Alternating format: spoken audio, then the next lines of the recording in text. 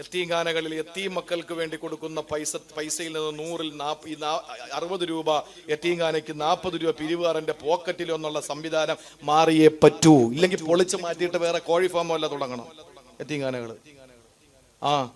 ഓരോ വീട്ടിൽ ചെന്നിട്ട് യത്തീം മക്കൾക്കെന്നും പറഞ്ഞിട്ട് ഞാൻ യത്തീം മക്കൾക്ക് വേണ്ടി 1000 രൂപ കൊടുക്കുക, 400 രൂപ പിരിവുകാരന്, 600 രൂപ യത്തീം മക്കൾക്ക്. ഇനി ആ യത്തീംഖാനയിൽ നടക്കുന്നതോ എത്ര യത്തീം കുട്ടികളുണ്ട്? യത്തീംഖാന കയറി ചോദിക്കണം. ഇനിയിപ്പോ മൊത്തത്തിൽ പ്രശ്നമാവുമെന്ന് എനിക്കറിയാം, എന്ന് വെച്ച് പറയാതിരിക്കാൻ പറ്റുമോ? യത്തീംഖാന കയറി ചോദിക്കണം, വാപ്പ എന്ത് ചെയ്യുന്നു? വാപ്പ ഗൾഫില. പിന്നെ എങ്ങനെ യത്തീമാവും? എത്ര യത്തീം മക്കളുണ്ട്? വളരെ ഗൗരവമാണ്. യത്തീമിന്റെ ധനം തിന്നുന്നവൻ അവന്റെ പള്ളയിൽ തീയാണ് നിറയ്ക്കുന്നത്, ഒരു സംശയമില്ലാത്ത കാര്യമാണ്. ഈ യത്തീംഖാന നടത്തുന്നവർക്ക് മാത്രം പ്രശ്നമല്ല. പിന്നെയോ, അനുജൻ മരിച്ചുപോയി, അല്ലെങ്കിൽ ജ്യേഷ്ഠൻ മരിച്ചുപോയി, ആ ജ്യേഷ്ഠന് മരണപ്പെട്ടപ്പോൾ അനിയന് പറയുകയാണ്, ഇനി എന്റെ ജ്യേഷ്ഠന്റെ മക്കൾ എന്റെ കയ്യിൽ തന്നെ, അവരെ സംരക്ഷിക്കേണ്ടത് ഞാനാണ് സംരക്ഷിക്കേണ്ടത്. ഗൗരവത്തോടെ കേട്ടോ എന്റെ പ്രിയപ്പെട്ടവരെ, ജ്യേഷ്ഠൻ മരണപ്പെട്ടു പോയി.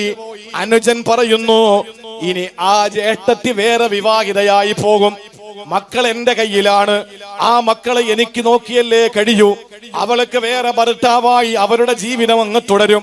പക്ഷേ എന്റെ ജ്യേഷ്ഠന്റെ മക്കൾ എന്റെ കൂടെയാണ്, അതുകൊണ്ട് ജ്യേഷ്ഠന് നല്ല സമ്പാദ്യമുണ്ട്, അതുകൊണ്ട് ഒരേക്കർ റബ്ബർ അതെന്റെ പ്രിയപ്പെട്ട ജ്യേഷ്ഠന്റെതാണ്, അത് മക്കളുടെ പേരിൽ എഴുതി വെച്ചിട്ട് ആ ഭാര്യ വേറെ വിവാഹം കഴിച്ചു പോയി.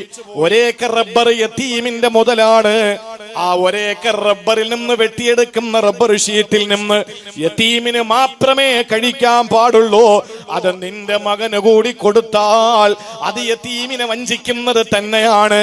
യതീംഖാന നടത്തണമെന്ന് മാത്രമല്ല, യതീംഖാന നടത്തിയാൽ മാത്രമല്ല കുറ്റമുള്ളത്, ഇങ്ങനെ അനാഥന്റെ സ്വപ്പ് തിന്നുന്നവരെ അള്ളാഹുവിന്റെ റസൂല് പറയുകയാണ്, അനാഥന്റെ സ്വത്ത് തിന്നുന്നവന് നാളെ ആഖിറത്തിൽ അല്ലാഹ് കൊടുക്കുന്ന ശിക്ഷ അവന്റെ പള്ള നിറച്ച് തീയാണ്.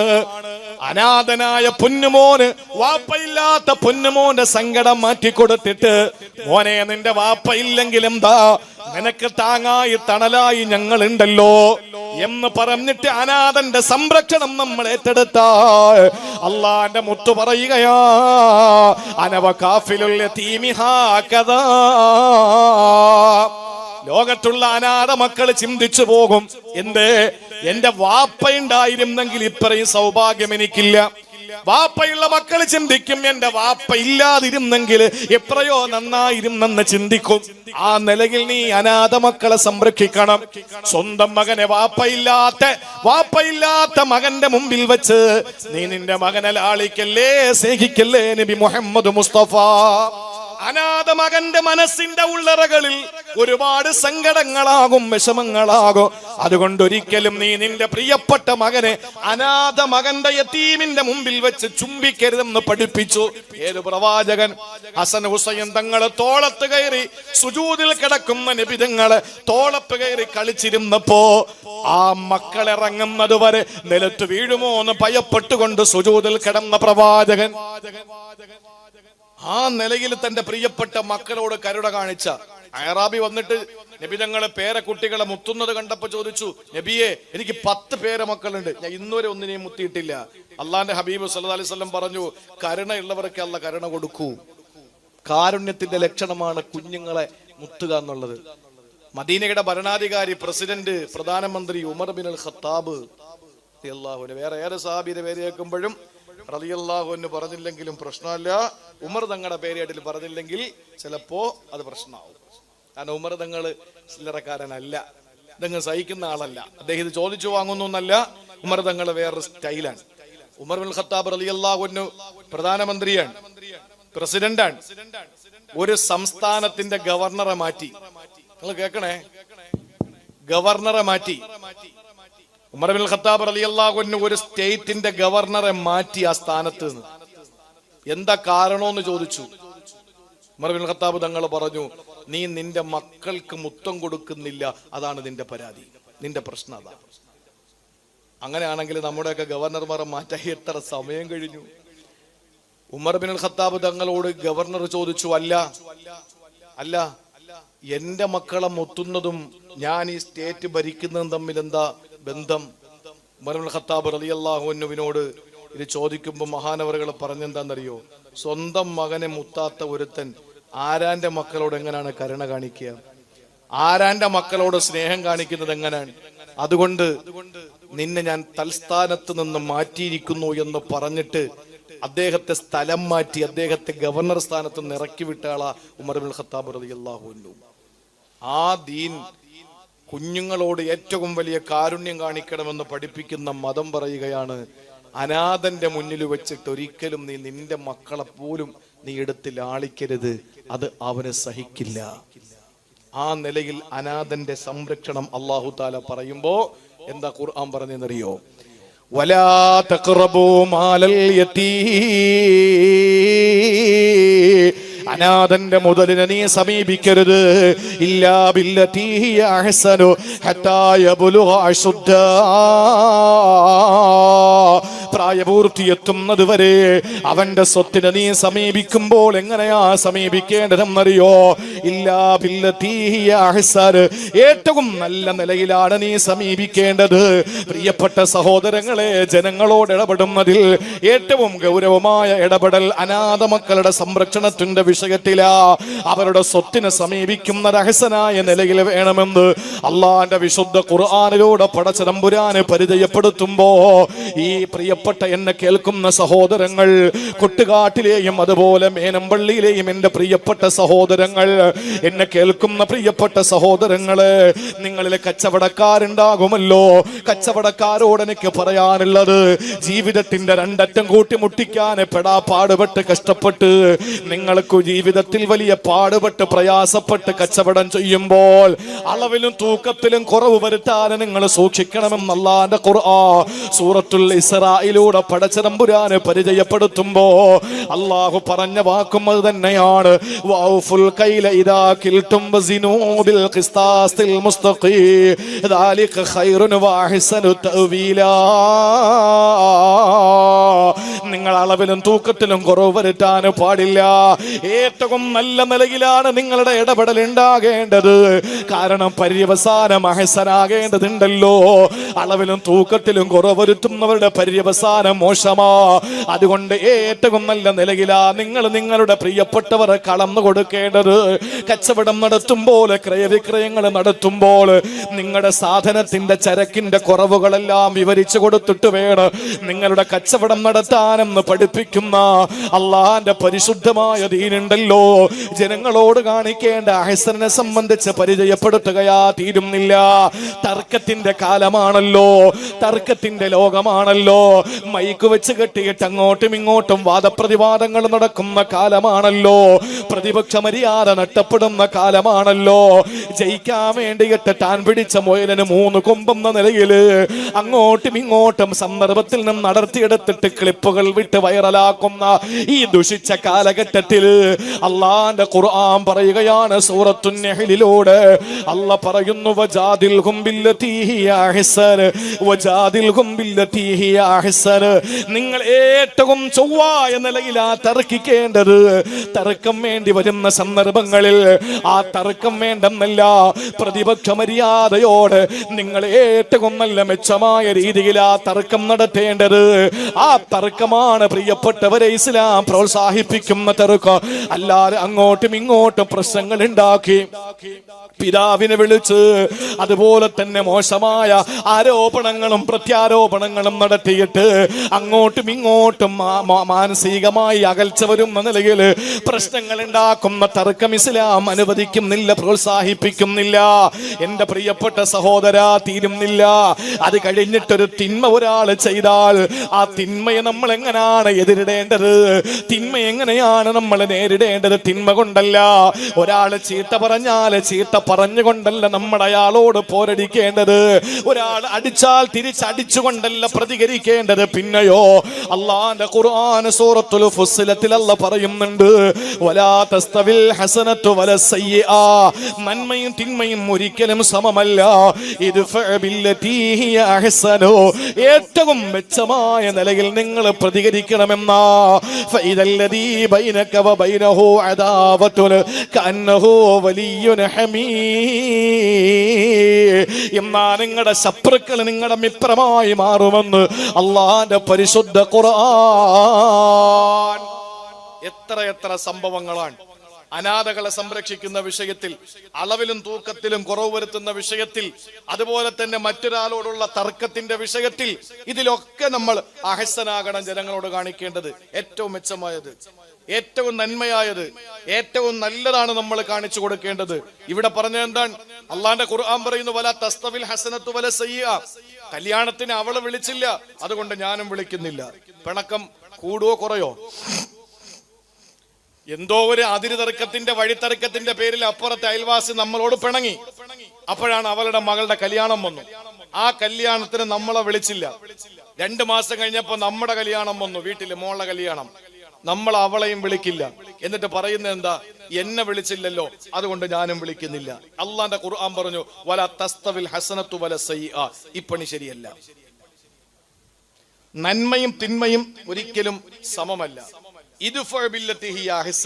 നിന്നെ വിളിച്ചില്ലെങ്കിൽ എന്താ? നീ ചെന്നിട്ട് അവളെ വിളിക്കണം.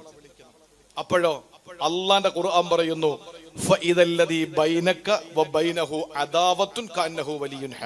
അതുവരെ ഉണ്ടായിരുന്ന നിന്റെ ശത്രുത, പരസ്പരമുള്ള ശത്രുത മാറി ഇണക്കം ഉണ്ടാകും. നമ്മൾ എന്തിനാ മറ്റുള്ളവരോട് പിണങ്ങുന്നത്? നമ്മളോട് കാണിക്കുന്ന എന്തോ ആരോ കാണിച്ചോട്ടെ, അതിൽ നമുക്കൊരു തർക്കവും വേണ്ട. നമ്മൾ കാണിക്കുന്ന മാന്യതയുള്ള, സഭ്യതയുള്ള കാര്യമായിരിക്കണം. ഏറ്റവും വലിയ തെളിവെന്താണെന്നറിയോ? അഷ്റഫുൽ ഖൽഖ് സല്ലല്ലാഹു അലൈഹി വസല്ലം തങ്ങളുടെ ജീവിതത്തിൽ നമ്മൾ ചിന്തിക്കേണ്ട വലിയൊരു വിഷയമുണ്ട്. എന്താണെന്നറിയോ? ഈ നബി തങ്ങളെ പറ്റി മോശം പറയുന്ന ആളുകൾക്കൊന്നും പഠിക്കാൻ അവർ മനസ്സ് കാണിക്കുന്നില്ല. ഒന്നുകിൽ അല്ലെങ്കിൽ അവർക്കറിയാം, പക്ഷെ അവരുടെ അസൂയ. ഇപ്പൊ ലോകം മൊത്തം അതാണ്. ഇസ്ലാമോഫോബിയ വളരാനുള്ള കാരണം എന്താ? അസൂയ. ചെറിയ ആളുകളല്ലല്ലോ ഇസ്ലാമിലേക്ക് വരുന്നത്. ഇവിടെ നിന്ന് ഓരോന്ന് ചാടി പോകുന്നുണ്ട്, ഇസ്ലാമിനെ തള്ളി പറഞ്ഞുകൊണ്ട് പോകുന്നുണ്ട്. അതൊക്കെ ഒരു വഴിയിൽ നടക്കുന്നുണ്ട്. അതൊക്കെ എടുക്കാനാണ് നെത്തോലി വരുന്നത്. വമ്പ സ്രാവുകളാ ഇസ്ലാമിലേക്ക് വരുന്നത്. വമ്പ സ്രാവുകളാണ്. ചെറിയ ആളുകളാണോ?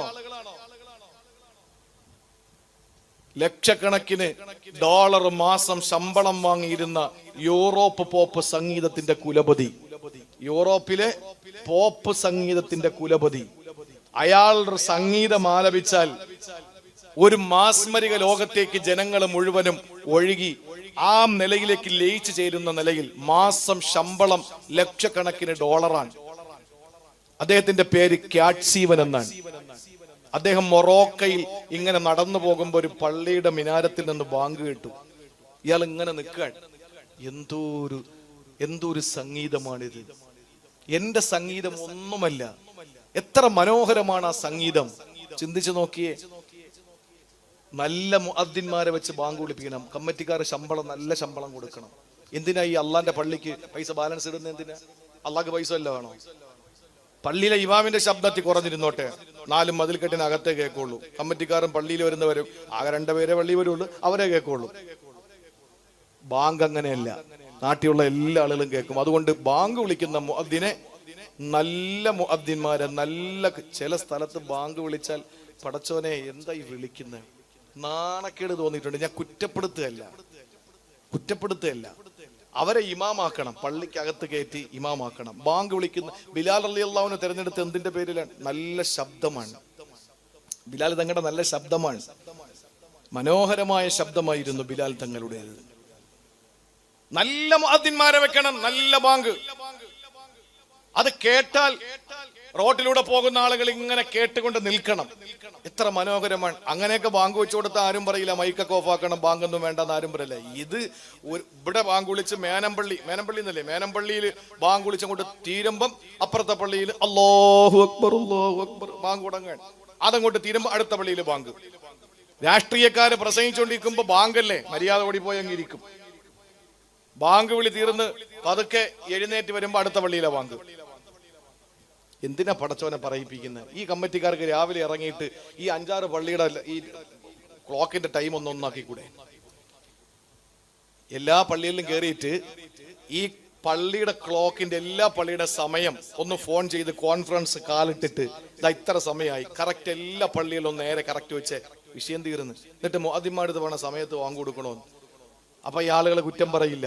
ഒരു കവലയിൽ 4 പള്ളിയിൽ നിന്ന് 4 സമയം ബാങ്ക് കേട്ടാൽ നമുക്ക് തന്നെ ദേഷ്യം വരൂലേ? ഇത് ക്ലിപ്പായി എനിക്കെതിരെ നല്ല പൊങ്കാല വരുമെന്ന് നല്ല ഉറപ്പുള്ളവരോട് തന്നെ ഞാൻ പറയാൻ. എന്റെ പ്രിയപ്പെട്ട സഹോദരങ്ങളെ, ബാങ്കിന്റെ ടൈമൊക്കെ ഏകീകരിക്കണം, പള്ളികളുടെ ടൈമൊക്കെ ഏകീകരിക്കണം. ആളുകളെ കൊണ്ട് പറയിപ്പിക്കരുത്. പണ്ടത്തെ കാലമൊന്നുമല്ല, പണ്ടത്തെ ലോകമൊന്നുമല്ല. നോക്കി നടക്കാൻ എന്താ കുറവെന്ന്, നോക്കി നടക്കാൻ ഇങ്ങനെ എന്താ കുറവുള്ളതെന്ന് നിങ്ങൾ എത്ര നോക്കിയാലും എന്തെല്ലാം സംവിധാനങ്ങൾ വെച്ച് നോക്കിയാലും അള്ളാഹുവിന്റെ ദീനിൽ യാതൊരു നിലയിലുള്ള കുറവും നിങ്ങൾക്ക് കാണാൻ പറ്റൂല. ഇത് പടച്ചോന്റെ ദീനാണ്. ഇത് ആരെങ്കിലും എവിടെയെങ്കിലും ഇരുന്നുണ്ടാക്കിയെടുത്തതല്ല ഈ പരിശുദ്ധമായ ദീന്. ഇന്ന ദീന ഇൻദല്ലാഹിൽ ഇസ്ലാം, അള്ളാഹുവിന്റെ അടുക്കൽ സ്വീകാര്യമായത്. പടച്ചവൻ അള്ളാഹു തആല ആദം നബിക്കും ഹവ്വാ ബീവി എന്ന ആദ്യത്തെ മനുഷ്യർക്ക് എങ്ങനെ ജീവിക്കണം, എങ്ങനെ ഉറങ്ങണം, എങ്ങനെ കിടക്കണം എന്ന് അല്ലാഹു തആല പരിചയപ്പെടുത്തിയ രൂപരേഖയാണ്, കാറ്റലോഗാണ് അള്ളാഹുവിന്റെ വിശുദ്ധമായ ദീന്. അത് നിങ്ങൾ ഇനി എങ്ങനെ തലകുത്തി നിന്ന് നോക്കിയാലും ഇതിൽ കുറവുകളൊന്നും നോക്കാൻ കിട്ടൂല. എന്തെങ്കിലുമൊക്കെ കുറവുകൾ നോക്കുന്ന പള്ളിയിലെ മൊയ്ലിയാരെയും അതുപോലെ തന്നെ കമ്മിറ്റി പ്രസിഡന്റിന്റെ ഒക്കെ കുറവുകളൊക്കെയാണ് നോക്കുന്നത്. ഇപ്പൊ കണ്ടില്ലേ, ഏതോ ഒരു പള്ളിയിൽ ഉറൂസുമായി ബന്ധപ്പെട്ട് ഞാൻ ചോദിക്കാം, അവിടെ ഇമാം എന്ന് പറയണോ സാമാനം ഇല്ലെന്നാ ഞാൻ ചിന്തിക്കുന്നത്. ഞാൻ ചിന്തിച്ചു പോയിട്ടുണ്ട്. ഇവിടെ ഇപ്പൊ നോക്ക്, മേനംപള്ളി റിഫായി ആണ്ട് നേർച്ചയാണ്. എന്താ ഉള്ളത്? ഞാൻ വന്ന് ഭക്ഷണം കഴിക്കാൻ ഇറങ്ങിയപ്പോ 10 ചാക്ക് അരി കിടക്കുന്നു. എന്നോട് പറഞ്ഞു നാളെ മട്ടനാണ്, മറ്റന്നാള് ബീഫാണ്.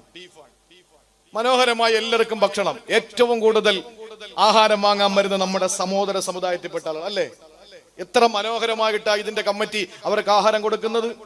നീ ലാ ഇലാഹ ഇല്ലല്ലാഹ് ചൊല്ലി ഞാൻ നിനക്ക് ചോറ് തരാം എന്നല്ല ആരും പറഞ്ഞില്ലല്ലോ. അങ്ങനെ പറയുന്നവനെ പെട്ടെന്ന് ഊളം പറ കൊണ്ടുപോണ്ടേ?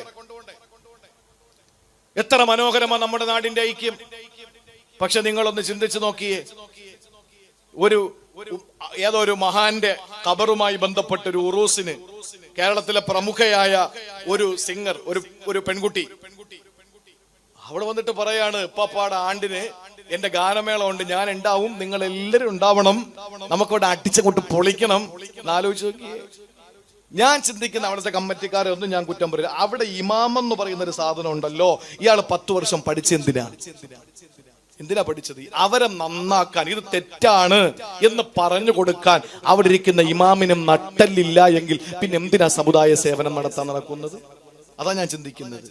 അതുകൊണ്ട് പ്രിയപ്പെട്ട സഹോദരങ്ങളെ, അള്ളാഹു നമുക്ക് മനസ്സിലാക്കാനുള്ള തൗഫീക്ക് തരട്ടെ. ഇങ്ങോട്ട് എങ്ങനെ ഇടപെടുന്നു അങ്ങോട്ട് അതുപോലെ ഇടപെടരുത്. മോശമായ നിലയിൽ ഇങ്ങോട്ട് ഇടപെടുമ്പോൾ തിരിച്ചങ്ങോട്ട് നല്ല നിലയിലാണ് ഇടപെടേണ്ടത്.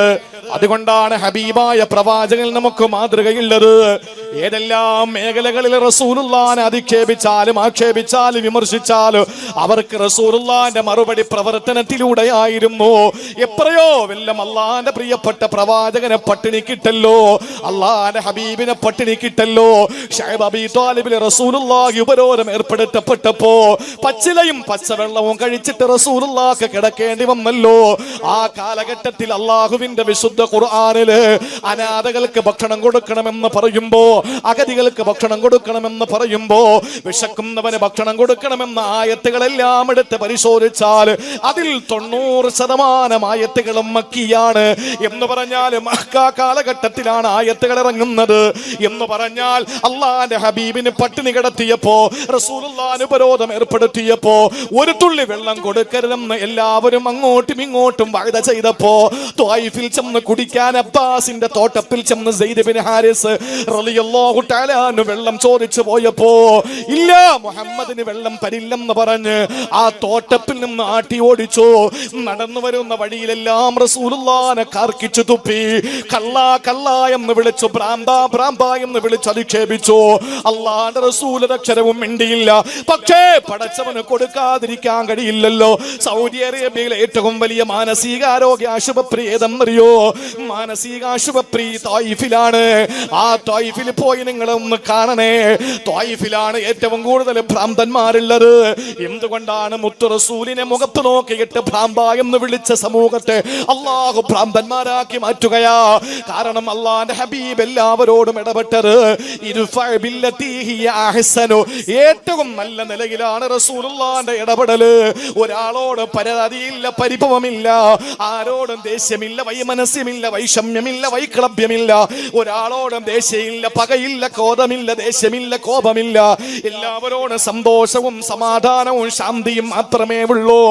ആ പ്രിയപ്പെട്ട പ്രവാചകന് പട്ടിണി കിടന്നപ്പോഴും ഉപരോധം ഏർപ്പെടുത്തപ്പെട്ടപ്പോഴും അവിടെ ഇറക്കപ്പെട്ട മുഴുവൻ ആയത്തുകളിലും അള്ളാഹു പറയുന്നത്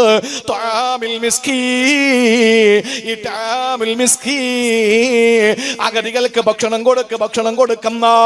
കാരണം മദീനയിലാണെങ്കിൽ നമുക്ക് പറയാം ഇസ്ലാമിക സ്റ്റേറ്റാ. പക്ഷേ മക്കയിലെ ബഹുദൈവ വിശ്വാസികൾ ഭൂരിപക്ഷമാണ്, ന്യൂനപക്ഷമാണ് മുസ്ലിങ്ങൾ ഉണ്ടായിരുന്നതെന്ന്. ആ കാലഘട്ടത്തിൽ റസൂലുള്ളാഹിനെ പട്ടിണിക്കിട്ടു, സഹാബത്തിനെ പട്ടിണിക്കിട്ടു. അപ്പോഴും ഇറക്കപ്പെടുന്ന ആയത്തുകളിൽ അല്ലാഹു പറയുന്നത് അവർക്ക് ഭക്ഷണം കൊടുക്കണേ, ഭക്ഷണം കൊടുക്കണേ, ഭക്ഷണം കൊടുക്കണേ എന്നാ. ഇങ്ങോട്ട് നിങ്ങൾക്ക് തന്നില്ലെങ്കിൽ നിങ്ങളെ പട്ടിണിക്കിട്ട് പച്ചലയും പച്ചവെള്ളവും തിന്ന് നാൽക്കാലികൾ കാട്ടിക്കുമ്പോൾ അബൂ താലിബ് ശൈബ് എന്ന് പറയുന്ന മലമ്പ്രദേശത്ത് വെച്ച് നിങ്ങൾ കാട്ടിക്കേണ്ടി വന്നെങ്കിലും റസൂലേ, പട്ടിണി കിടന്ന അങ്ങയോട് ഞാൻ പറയുന്നു, നിങ്ങൾ അറിഞ്ഞുകൊണ്ട് ഒരാളെയും പട്ടിണിക്കിടല്ലേ റസൂലേ. അതാണ് നമ്മൾ ചെയ്യേണ്ടത്. നമ്മളോട് എന്തോ കാണിച്ചോട്ടെ അയൽക്കാരന്, അയൽവാസി എന്തോ നമ്മളോട് കാണിച്ചോട്ടെ, നമ്മളോട് എന്തോ ഏതോ കാണിച്ചോട്ടെ, നമ്മൾ അങ്ങോട്ട് എങ്ങനെ കാണിക്കാൻ പാടില്ല. മദ്രസകളെ പൂട്ടണമെന്ന് പറയുന്ന അധികാരികള് ഒന്ന് ആലോചിച്ചു നോക്കണേ. ഇവിടെ മദ്രസയിൽ ചോറ് വിളമ്പിയിട്ട്, തെക്കാവിൽ ചോറ് വിളമ്പിയിട്ട്, ഇവിടത്തെ സഹോദരങ്ങളെ ചേർത്ത് നിർത്തിയിട്ട് അവർക്ക് ഓരോ കിറ്റ് ചോറ് കൊടുക്കുന്നത് എന്തിന്റെ പേരിലാണ്? നാടിന്റെ നാനാഭാഗങ്ങളിൽ ഭീകരവാദത്തിന്റെ കേന്ദ്രമെന്ന് മദ്രസകളെയും നിസ്കാര പള്ളികളെയും പറയുമ്പോ ആ പള്ളിയിൽ കേന്ദ്രമാണ് തീവ്രവാദത്തിൻ്റെതല്ല. അട്ടിക്ക് വകയില്ലാത്തവൻ അട്ടി കൊടുക്കുന്ന, ഒരു നേരത്തെ ഭക്ഷണത്തിന് വകയില്ലാത്തവന് ഭക്ഷണം കൊടുക്കുന്ന സങ്കേതമാണെന്ന് കൊട്ടുകാട്ടിലെയും മേനമ്പള്ളിയിലെയും ആളുകൾക്കറിയാം. എന്തുകൊണ്ടെന്നറിയോ? ഇവിടത്തെ ജനങ്ങൾ അങ്ങനെയാ നിങ്ങളോട് കാണുന്നത്. ഏറ്റവും നല്ല നിലയിലുള്ള പെരുമാറ്റം അത് ജനങ്ങളോട് കാണിക്കാൻ അള്ള പറഞ്ഞത് എന്തിന്റെ പേരിലാ? ഇങ്ങോട്ടവൻ തന്നതെല്ലാം അഹ്സനാണ്, അതുകൊണ്ട് ജനങ്ങൾക്ക് കൊടുക്കുന്നതും അഹ്സനാകണം. അതുകൊണ്ടാണ് പടച്ചതമ്പുരാൻ നമ്മളോട് ആ കൃത്യമായൊരു കാര്യം പറഞ്ഞത്. ഇനി നോക്ക്, നമ്മുടെ അടുത്ത് വന്ന ഒരാള് അസ്സലാമു അലൈക്കും പറഞ്ഞു. നമ്മളെ ചോദിക്കും, നീ ഏത് സംഘടനയാണ്? നീ ഏത് സംഘടനയാണ്? ആ, ഞാൻ സുന്നി തന്നെ. സുന്നി ആണെങ്കിൽ തന്നെ നീ ഏത് ഗ്രൂപ്പിലാ? ഇതല്ലേ നമ്മുടെ നാട്ടിലെ അവസ്ഥ. അസ്സലാമു അലൈക്കും പറഞ്ഞാൽ നീ സലാം മടക്കണോന്നല്ല ഖുർആൻ പറഞ്ഞത്, അതുപോലെ മടക്കണോന്നല്ല ഖുർആൻ പറഞ്ഞത്. പിന്നെന്താ പറഞ്ഞത്? കേട്ടോ, അല്ല നമുക്ക് തന്ന സൗന്ദര്യം അഹ്സൻ, വീട് അഹ്സൻ, നമ്മളെ ഇതുവരെ രക്ഷപ്പെടുത്തിയ എല്ലാ മേഖലകളും അഹ്സൻ. അതുകൊണ്ട് ജനങ്ങൾക്ക് നമ്മൾ കൊടുക്കേണ്ടത്, അള്ളാഹ് കൊടുക്കേണ്ട കാര്യം പറയൂ, ജനങ്ങൾക്ക് കൊടുക്കേണ്ടതും അഹ്സനാകണം. വിശുദ്ധ ഖുർആൻ പറയുന്നു സൂറത്തുൻ നിസാ, വഇദാ ഹയ്യിതും ബിതഹിയ്യത്തിൻ ഫഹയ്യൂ ബിഅഹ്സന മിൻഹാ ഔ റുദ്ദൂഹാ. സലാം പറയുന്നതിൽ പോലും അല്ലാഹു വെച്ചത് എന്താണെന്നറിയോ? വഇദാ ഹയ്യിതും ബിതഹിയ്യ,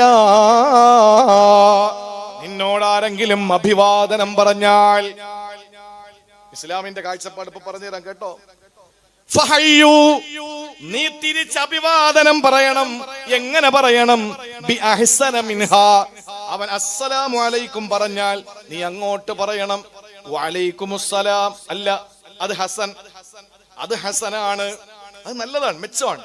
അതല്ല അല്ലാഹ് പറഞ്ഞത് ബി അഹ്സന മിൻഹാ, അതിനേക്കാൾ ഏറ്റവും മെച്ചമായത് അസ്സലാമു അലൈക്കും എന്ന് നിന്നോട് പറഞ്ഞാൽ നീ പറയണം വഅലൈക്കുമുസ്സലാം വറഹ്മത്തുള്ളാഹ്. അവൻ ഇങ്ങോട്ട് പറഞ്ഞു അസ്സലാമു അലൈക്കും വറഹ്മത്തുള്ളാഹ്, തിരിച്ച് നമ്മൾ പറയണം വഅലൈക്കുമുസ്സലാം വറഹ്മത്തുള്ളാഹി വബറകാതുഹു. അയ്യോ ബി അഹ്സന മിൻഹാ, നീ ഏറ്റവും മെച്ചമായത് തിരിച്ചു കൊടുക്കണം. ഇന്ന് ആ അഹ്സൻ അവിടെ നിൽക്കട്ടെ, ഹസൻ അവിടെ നിൽക്കട്ടെ. പറയുന്നവന്റെ രാഷ്ട്രീയം നോക്കി, പറയുന്നവന്റെ സംഘടന നോക്കി, അവന്റെ കൊടിയുടെ നിറം നോക്കി, അവന്റെ സംഘടനയുടെ അക്ഷരങ്ങൾ നോക്കിയിട്ട് മറുപടി മാറ്റിവെക്കുന്ന നാണം കെട്ട വർത്തമാന കാല മുസ്ലിമേ, അള്ളാന്റെ ഖുർആൻ അനുസരിച്ച് ജീവിക്കണം. നിന്റെ ശരീരം അല്ലാഹ് അഹ്സനാക്കി, നിന്റെ പാർപ്പിടം അല്ലാഹ് അഹ്സനാക്കി, നിന്റെ വാഹനം അല്ലാഹ് അഹ്സനാക്കി, നിനക്ക് തന്നതെല്ലാം അല്ലാഹ് അഹ്സൻ. അതുകൊണ്ട് നിന്റെ കൂടപ്പുറപ്പായ സഹോദരൻ വന്ന് സലാം പറയുമ്പോ അയ്യൂബി അഹ്സന മിൻഹാ, നീ തിരിച്ച് അഹ്സനായ സലാം അടക്കണമെന്ന് അള്ളാന്റെ വിശുദ്ധ ഖുർആൻ. അല്ലാഹു തൗഫീഖ് തരട്ടെ. പറയലെന്തേ ഉള്ളൂ, പറയലെന്തേ ഉള്ളൂ. നിങ്ങളെന്താ ഇങ്ങനെ പറയല്? സുന്നത്തേ ഉള്ളൂ. മടക്കലോ നിർബന്ധം. എന്താ കാര്യം? എന്താ കാര്യം? പറയുന്നതിന് എത്ര കൂലി? 90. മടക്കുന്നതിന് 10. സലാം പറയുമ്പോ 100 കൂലി അല്ലാഹ് തരും. പറയുന്നവന് 90. കാരണം അങ്ങോട്ട് കയറി പറയണമെങ്കിൽ അത്രയും മനസ്സ് വിശാലമാകണം. അതിന് 90 കൂലി. മടക്കുന്നത് 10. പക്ഷേ പറയല് സുന്നത്ത്, മടക്കല് നിർബന്ധം. സത്യത്തിൽ സുന്നത്തിന് കൂലി കുറവും ഫർളിന് കൂലി കൂടുതലല്ലേ വേണ്ടത് അല്ലേ? പക്ഷെ എന്താ അങ്ങനെ വന്നത്? എന്തുകൊണ്ടാ അങ്ങനെ വരാൻ കാരണം? പറയാനുള്ളൊരു മനസ്സ് കാണിക്കുന്ന ചെറിയ കാര്യമല്ല. അതുകൊണ്ട് അല്ലാഹ് 90 പ്രതിഫലം കൊടുക്കുകയാണ്. മടക്കുന്നത് അവൻ പറഞ്ഞല്ലോ, എങ്ങനെ മടക്കാതിരിക്കും? ആ ശൈലിയായിരിക്കും ചിലപ്പോ. അതുകൊണ്ട് അള്ളാഹു 10 കൊടുക്കൂ അവന്. പക്ഷെ പറയല് സുന്നത്ത്, മടക്കൽ നിർബന്ധമായതിന്റെ ഹിക്മത്ത് എന്താണെന്നറിയോ? കേട്ടോ, അള്ളാഹു ലൗഹിനെ പടച്ചു, അള്ളാഹു കലമിനെ പടച്ചു. ആ കലമിനോട് അള്ളാഹു പറയുകയാണ്, ലൗഹിൽ എഴുത് ലാ ഇലാഹ ഇല്ലല്ലാഹ്. കലം എന്ന് പറഞ്ഞ പെണ്ണെന്നല്ലേ? ആ പടച്ചവന്റെ കലം എന്ന് പറയുന്ന പടപ്പ്, ആ പ്രവിശാലമായ കലം ലൗഹിലതാ എഴുതുകയാണ്, ലാ ഇലാഹ ഇല്ലല്ലാഹ്. ആരാധനക്കരകൻ അല്ലാഹുവല്ലാതെ വേറെ ആരുമില്ല. ഇതങ്ങോട്ട് എഴുതിയപ്പോൾ അല്ലാഹു ലൗഹിലോ കലമിനോട് പറഞ്ഞു, കലമേ അടുത്ത വാക്ക് കൂടി എഴുതണം. അതേതാ? നമ്മുടെ ഡോറിൽ ലാ ഇലാഹ ഇല്ലല്ലാഹ് വാങ്ങിച്ച അടുത്ത ഡോറിൽ എന്ത് വാങ്ങിച്ചു വയ്ക്കും? പറയ്, മുഹമ്മദ് റസൂലുള്ളാഹ്. അതങ്ങനെയാണ്. ഒരു നാണയത്തിന് 2 വശമുണ്ട്, ഒരു വാഹനത്തിന് 2 ചക്രമുണ്ട്, അല്ലേ? ലാ ഇലാഹ അല്ലാഹ് എന്ന് പറയുന്ന 10 രൂപയുടെ സ്റ്റിക്കർ വാങ്ങിച്ച് ഒരു ഡോറിൽ ഒട്ടിച്ചാൽ എത്ര നമ്മള് ബോധമില്ലാതെ ജീവിച്ചാലും 10 രൂപ എടുത്ത് മുഹമ്മദ് ഗുണം വാങ്ങിച്ചുകൊണ്ട് അടുത്ത ഡോറിൽ ഒട്ടിക്കും. അത് നമ്മളെ സഹജമാണ്. ലൗഹിൽ എഴുതാൻ പറഞ്ഞു ലാ ഇലാഹ ഇല്ലല്ലാഹ്. കലമിനറിയാം ലാ ഇലാഹ ഇല്ലല്ലാഹ് ആരാണ് എന്ന്, അല്ലാഹ് ആരെന്നറിയാം. പക്ഷേ രണ്ടാമത്തെ ഒന്നുകൂടി എഴുതണമെന്ന് അല്ലാഹു കലമിനോട് പറയുമ്പോ കലമ് ചോദിച്ചു, ഏതാ രണ്ടാമത്തെ കലിമ? അല്ലാഹ് പറഞ്ഞു മുഹമ്മദുർ റസൂലുള്ളാഹ്. അതാണ് രണ്ടാമത്തെ കലിമ. ആ സമയത്ത് മുഹമ്മദ് നബി ആരാണ് എന്ന് കലം അള്ളാനോട് ചോദിക്കുകയാ. അല്ലാഹ് പറഞ്ഞു, കലമേ ആ മുഹമ്മദ് ഇല്ലെങ്കിൽ നീ ഇല്ല. ആ മുഹമ്മദിനെ പടയ്ക്കാൻ എനിക്ക് തീരുമാനമില്ലെങ്കിൽ കലമേ നീ പോലുമില്ല. ആ സമയത്ത് കലം ഉറക്കെ പറഞ്ഞു, അസ്സലാമു അലൈക യാ റസൂലല്ലാഹ്. സലാം പറയുന്ന കലം. പക്ഷേ മറുപടി കൊടുക്കാൻ ആമിനയുടെ പൊന്നുമോന് ഭൂമിയിൽ ഉദയം ചെയ്തില്ല. മനുഷ്യൻ സൃഷ്ടിക്കപ്പെടുന്നതിന് മുമ്പത്തെ കഥയാ. അപ്പോഴും അല്ലാഹുവിന്റെ ഹബീബിന്റെ ഒളിയുണ്ടത് വേറെ. പക്ഷേ ആമിന ബീവിയുടെ വയറ്റിൽ നിന്ന് മുത്തുമോൻ പുറത്തേക്ക് വന്നിട്ടില്ല. മറുപടി കൊടുക്കാൻ നബിതങ്ങളില്ല. പക്ഷേ കലം സലാം പറഞ്ഞല്ലോ. സലാം പറഞ്ഞിട്ട് മറുപടി കൊടുക്കണ്ടേ? മറുപടി അല്ലാഹ് കൊടുത്തു. അല്ലാഹ് മറുപടി കൊടുത്തു, വഅലൈക്കസ്സലാം. എന്റെ റസൂലിന് സലാം പറഞ്ഞ കലമേ, വഅലൈക്കസ്സലാം, നിനക്കുമുണ്ടാകട്ടെ എന്റെ സലാം എന്ന് പറഞ്ഞ് അല്ലാഹ് മറുപടി കൊടുത്തു. ആദ്യമായി സലാം പറഞ്ഞത് ആരാണ്? ആദ്യം സലാം പറഞ്ഞത് ആരാ? കലം സൃഷ്ടിയാണ്. സൃഷ്ടി പറഞ്ഞ സലാം സുന്നത്താണ്. ആദ്യമായി മടക്കിയത് ആരാണ്? അല്ലാഹ്. അല്ലാഹ് ഖാലിഖാണ്. അതുകൊണ്ട് തന്നെ മടക്കൽ നിർബന്ധവുമാണ്. അപ്പൊ ഇനി മുതൽ ആര് വന്ന് സലാം പറഞ്ഞാലും നീ എവിടാ, നിന്റെ സംഘടന ഏതാ, നീ ആദാ എന്ന് ചോദിച്ചിട്ട് നിക്കരുത്. എന്ത് വേണം? വഅലൈക്കുമുസ്സലാം വറഹ്മത്തുള്ളാഹ്. അങ്ങോട്ട് നല്ലത് അങ്ങോട്ട് കൊടുക്കണം. അല്ല നല്ലത് ഇങ്ങോട്ട് തന്നില്ലേ, അപ്പൊ തിരിച്ച് അങ്ങോട്ട് നല്ലത് കൊടുക്ക്. എല്ലാ പ്രശ്നങ്ങൾക്കും നമ്മുടെ നാട്ടിലെ എല്ലാ വിഷയങ്ങൾക്കും പരിഹാരമാകും. ചുരുക്കത്തിൽ ഞാൻ അവസാനിപ്പിക്കുകയാണ്. 11 മണിയായല്ലേ? സമയം കഴിഞ്ഞു പോയ 11 മണിയായ അധികം നീട്ടുന്നില്ല. ഒരൊറ്റ കാര്യം കൂടി ഞാൻ എന്റെ പ്രിയപ്പെട്ട സഹോദരങ്ങളോട് പറയാൻ. ഈ അഹ്സൻ നമ്മൾ ഇങ്ങോട്ടല്ല തന്നു കേട്ടോ. നമ്മൾ അങ്ങോട്ടും അഹ്സൻ കൊടുത്താൽ നമുക്ക് കിട്ടുന്ന ഗുണം എന്തെന്നറിയോ? ഒത്തിരി പറയാനുണ്ട്, പക്ഷെ സമയം വളരെ കുറവാണ്. കൂടുതൽ നീട്ടിക്കൊണ്ട് പോകണം ശരിയല്ല. സുബഹി കളാവും നിങ്ങൾക്കും എനിക്കും ഒക്കെ. അത് വേണ്ട. സാധാരണ ചില പള്ളികൾ ഞാൻ ചിലപ്പോ പല പള്ളി ഉദ്ഘാടനങ്ങളിൽ പ്രസംഗിക്കാൻ പോകും. അപ്പോഴൊക്കെ പലരും പറയും, ഉസ്താദെ ഉദ്ഘാടനത്തിന് നല്ല ആളുണ്ടാവും, പക്ഷേ നിസ്കരിക്കാൻ ഞാനും മോദിമമായി മാത്രമേ കാണുള്ളൂ എന്ന് പറയുന്നത് പല സ്ഥലത്തും പതിവാണ്. അത് ശരിയാണ്. ഞാൻ ഒറ്റ ചോദ്യം ചോദിക്കട്ടെ. പശു കൊണ്ട് എന്താ ഗുണം നമുക്ക്? പശുവിനെ കൊണ്ട് നമുക്ക് എന്താ ഗുണം? നമ്മൾ ആരും പശുവിനെ അറുക്കുന്നവരല്ല. പശു ഇറച്ചിയാണെങ്കിൽ നമ്മൾ തിന്നേയില്ല. ആ തെറ്റിദ്ധാരണയാണ്. പശു കൊണ്ടുള്ള ഗുണം എന്താ? പാല് കിട്ടും. 50,000, 55,000, 60,000 രൂപ എടുത്ത് നല്ലൊരു പശുവിനെ വാങ്ങി. നേരം വെളുത്ത് പാല് കറക്കാൻ പോയി, പാലില്ല. ആ പശുവിനെ കൊണ്ട് എന്തെങ്കിലും ഗുണമുണ്ടോ? ഇത് തന്നെ പള്ളിയുടെ അവസ്ഥ. ഇതാണ് പള്ളിയുടെ അവസ്ഥ. വെറും പ്രൗഢിയിൽ മാത്രം ഫലം എന്തുണ്ട്? പാലില്ല പശുവിന് കാഴ്ചയിൽ രസമുണ്ട്. ചില പള്ളികൾ കാഴ്ചയ്ക്ക് കൗതുകമുള്ളതാ, ജുമഅയ്ക്ക് പോലും പ്രാവ് നിസ്കരിക്കേണ്ടതാ. തഴവ ഉസ്താദ് പറഞ്ഞതിൽ എത്ര വ്യക്തമാണ്. പശുവിനെ കറക്കാൻ പാലില്ലെങ്കിലും പശുവിനെ കൊണ്ട് എന്ത് ഗുണം? പള്ളി അത് തന്നെ. 55 കോടി രൂപയുടെ പള്ളി, നിസ്കരിക്കാൻ ആരുമില്ല. കറവ പറ്റിയ പശുവിനെ പോലെ എപ്പോഴും പള്ളി നിൽക്കുക. ജുമഅയ്ക്ക് പോലും നിസ്കരിക്കണമെങ്കിൽ പ്രാവ് വേണം. അതാണ് അവസ്ഥ. പള്ളിയിൽ നിസ്കാരത്തിനുള്ളതാണ്. മസ്ജിദ് സുജൂദ് ചെയ്യുന്ന സ്ഥലം, മുസല്ല നിസ്കരിക്കുന്ന സ്ഥലം, അത് നമ്മുടെ പള്ളി. അള്ളാന്റെ വീടാണ്. നമ്മുടെ നാട്ടിലെ ഏതെങ്കിലും ഒരു പ്രമുഖന്റെ വീട്ടില് നമുക്ക് എല്ലാ ദിവസവും 2-3 നേരം കയറി ഒന്ന് ആ വീട്ടിലേക്ക് ഒന്ന് കയറാൻ അവസരം കിട്ടിയാൽ നമ്മൾ കയറൂലേ? മന്ത്രിയുടെ വീടാ, തന്ത്രിയുടെ വീടാ, അയാളുടെ വീടാ, അടുത്താളുടെ വീടാ എന്നൊക്കെ പറഞ്ഞിട്ട്. അള്ളാന്റെ വീടാണ് ഈ പള്ളി. ആ വീട്ടിൽ ഒന്ന് കയറാൻ നമുക്ക് മനസ്സില്ലെങ്കിൽ അള്ളാഹ് 50 നേരം ഒന്ന് നിസ്കാരം. ചിലരും പറയാറുണ്ട് 50 നേരം നിസ്കാരം അള്ളാഹുവിന് അബദ്ധം പറ്റിയതാകും, പിന്നെ 5 നേരം ആക്കിയതാണ്. അല്ല, നിങ്ങൾക്ക് ഞാൻ സിമ്പിളാക്കി തന്നു എന്ന് പഠിപ്പിക്കാൻ വേണ്ടി 50 ആക്കി പിന്നെ 5 ആക്കിയതാണ്. അല്ലാതെ അള്ളാഹ്ക്ക് തെറ്റുപറ്റിപ്പോയതല്ല. ചിലരും പറയുന്നത് എങ്ങനെ? അള്ളാഹു 50 അടുത്ത് തീരുമാനം, മൂസാ നബി പിന്നെ ഇടയ്ക്ക് നിന്നിട്ട് തീരുമാനം തിരുത്തിപ്പിച്ചു, 5 ആക്കി. എന്തേ മൂസാ നബി അള്ളാഹുവിന്റെ തീരുമാനത്തെ തിരുത്താൻ മാത്രം വലിയ ആളാണോ? അല്ല. അള്ളാഹു 5 തന്നെ അള്ളാന്റെ ഉദ്ദേശം, 5 തന്നെ പടച്ചോന്റെ ഉദ്ദേശം. എന്തിനാ 50 ആക്കിയെന്നറിയാം? ആദ്യം എടാ 50 ഞാൻ ഉദ്ദേശിച്ചത്, 5 ആക്കി തന്ന് ഞാൻ നിനക്ക് ലഘുവാക്കി, ഇനി നീ അതിനെ ചുരുക്കല്ലേ. എന്ത് പഠിപ്പിക്കാനാണ്? 50 വഖത്ത് നിസ്കാരം ഉണ്ടെങ്കിൽ 24 മണിക്കൂർ, അരമണിക്കൂറിന്റെ ഇടവിട്ട് നിസ്കാരം.